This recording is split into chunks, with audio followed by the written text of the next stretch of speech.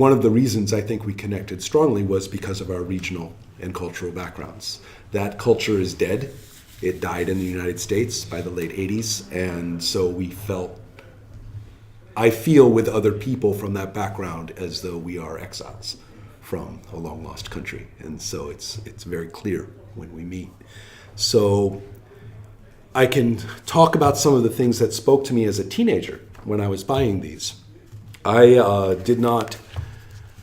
I played a lot of the early role-playing games, things like Melee and Wizard, which became the Fantasy Trip, and things like Tunnels and Trolls. And recently I have done a lot of work trying to get a better understanding of all of those early fantasy games before a genre we can call D&D fantasy, before that became an established phenomenon.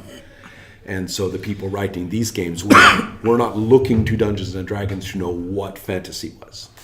And Dungeons & Dragons itself was a little underground publication with cartoon Amazons with no shirts and things like that. So it was completely underground in its content. So some of this makes weird sense to a Californian, perhaps, I don't know, more than others or not. But so all sorts of strange philosophical points. Chaos is presented in RuneQuest as this dreadful scourge, this dreadful enemy. And yet here you find passages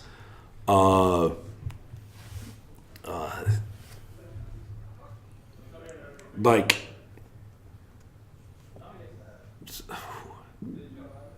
the void less than nothing, formless beyond emptiness, became the waste world, the concealer of demons.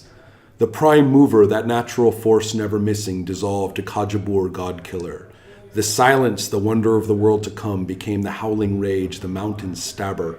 The well of wonder, or the primal plasma, faded from a butterfly to the worm, then to the gray gorp god, whose waves lapped upon creation and ate it away. This I see as tragic, but not tainted with the evil, which came but from Wakboth the devil at origin. The tears of the world come in this way. That which was beautiful and good outside this plane became foul and fearsome, brought once to us. This is either profound, or it is babble, or it is just stoned. Or both. All three, right? These are not mutually exclusive. But that particular blend of pop mysticism, more political dissent than you might think. If you think about Cold War America, there's actually some political dissent baked into that. Ronald Reagan was governor when this was written. Well, no, that's not true. This was in the 80s, but in the 70s. But Ronald Reagan had been the governor when these people were in high school. And he instigated a conservative, reactionary groundswell that was only repeated in his presidency later. This was written during, young people reacting to this. So... and there's also what we can think of as an underground extravagance. Who cares if it sounds ridiculous? Who cares? Let's just do it.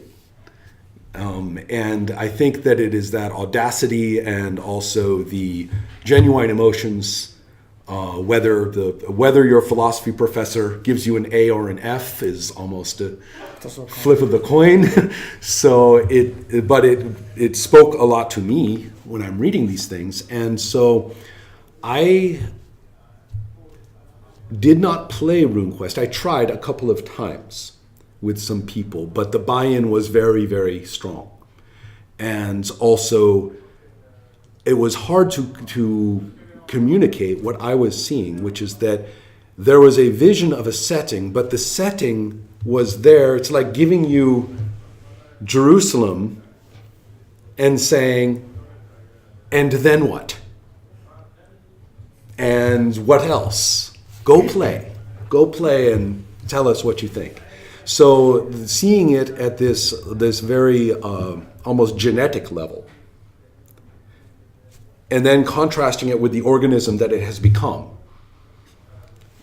then I say, well, I love this beautiful organism that it has become, but let's remember that it came out of people playing. Let's look at the raw material a little bit and maybe in the new edition not quite lose it, not quite present the finished painting as something to contemplate, but where's the tools to make this thing into something else, or what you think it will become. Does that make any sense? That's a strange. I have this feeling that maybe it is quite popular in Sweden because Sweden was post World War II very Americanized. Yes.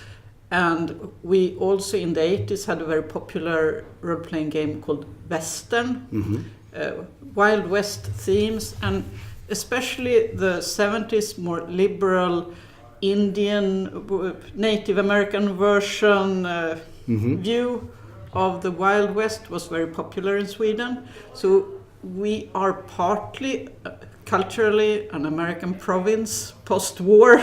That's quite firmly stated, especially speaking to the person who is expatriated and decided to get away from America. And I think this liberal Californian worldview spoke to a lot of Swedish people. We recognized it. So this is a culture that we took into ours, and it's quite liberal. It's almost social democrat I would say are. Countercultural. Countercultural Yes. even. It's liberal is almost like centrist reform. Yeah. This is, no, let's go and get naked and practice shamanism. Yeah. Have you seen the shaman rules in here? You were reading this and you were saying, this pretty complex system, with its critical hit tables and things. Pretty complex, magic system with spending the power and recovering the power and paying for each spell with money and things. Okay, it's complicated. And then it's interesting monsters, lots of different rules for the monsters. It's kind of complicated, but it's playable. It's good. And then you get to the shaman rules. Oh my God. This is the subroutines, the possibilities, you suddenly realize that somebody really cared about the shamanic material. And you really should have pulled it out and said Shaman the role-playing game over here because it's kind of its own little thing. And so it's kind of funny in terms of game design. It makes the game incredibly quirky to suddenly shift into a different system because the shaman is doing something.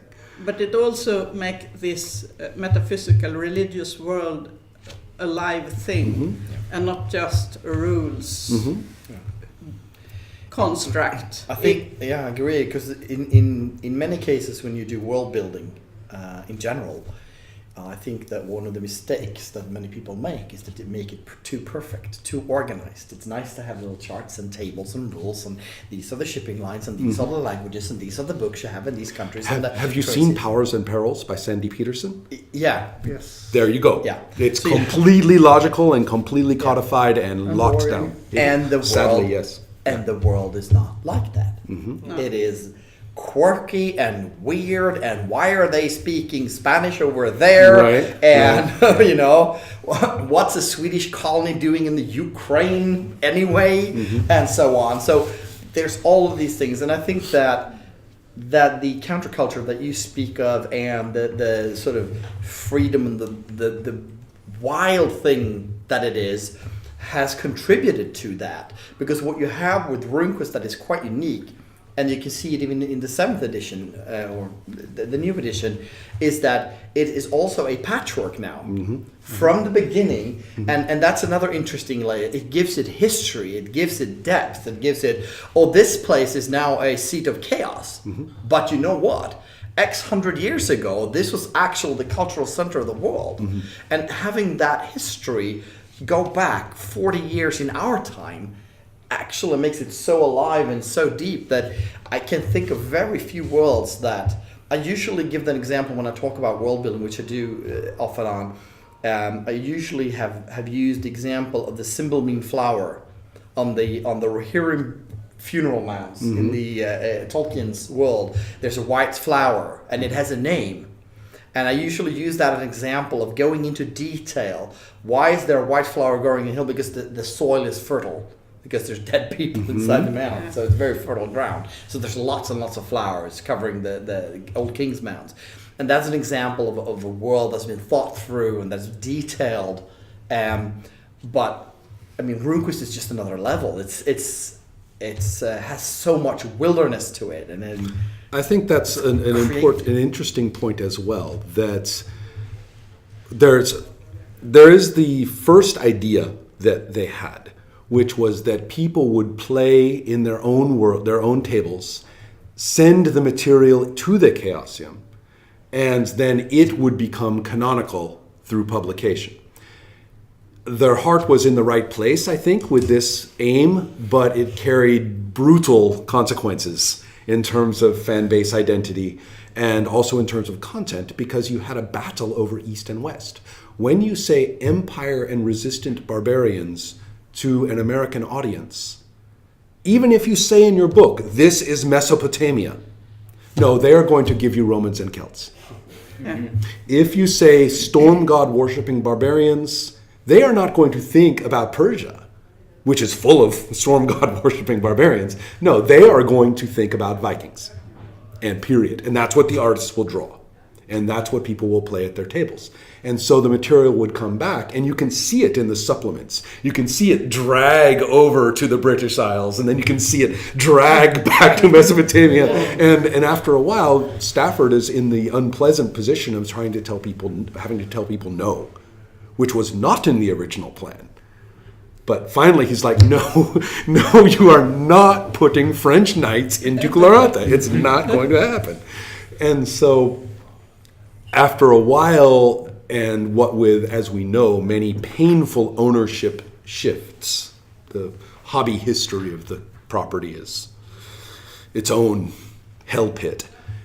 After that point, then you are in the position of, especially at the Asaris Inc. phase, where they came up with the idea of your Glorantha may vary, it's not going to come back. What you do at your table is not going to come back here and become canonized. No, you take it and you own it now, and it grows over there. And you don't. It doesn't have to be compatible with anyone else's, which to a certain members of the fan base was the worst thing they ever could be told. They loved the broad notion, the illusion of this massive compatibility. I think it was good that they shifted, but you can see a lot of the history of role-playing built into this, I think. Did you want to contribute a little about? Okay. sorry. I'm sorry, I go on, and I don't put in nice pregnant pauses for Swedes to relax in for a while and then decide to speak. I might have some small insights. Okay, yes, please. One of the things that I really loved early on with Glorantha was the fact that the history, the world itself, did not show us a certain truth. Mm-hmm. It showed us several different truths. I mean, if you're playing as we usually did, you're playing the barbarians, you're fighting the lunars, you suddenly start to realize, well, maybe there's some truth to what the lunars are saying. Oh my God. You'll fall in love with yes. the lunars with this book. Yes. And suddenly you realize, oh gods, Mm-hmm. it seems like we might have common enemies, Mm-hmm. which actually in the end we do have. Mm-hmm. And they also succeed by becoming each other. yes, And precisely. That's a secret, yeah. actually, I think. Yeah.